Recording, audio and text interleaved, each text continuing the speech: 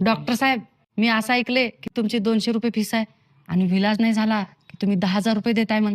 हो, अगदी बरोबर आहे. बोला मॅडम, तुमचा काय प्रॉब्लेम आहे? माझ्या तोंडाची चवच गेले हो. काय पण खाऊ द्या, चवच लागणार गेले. ठीक आहे. कंपाऊंडर, 7 नंबरच्या बाटलीमधून मॅडमला 2 थेंब औषध पाजव. Okay sir.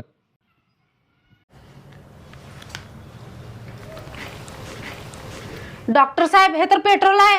अभिनंदन मॅडम, तुमच्या तोंडाची चव वापस आली. काढा 200 रुपये. हे घ्या 200 रुपये.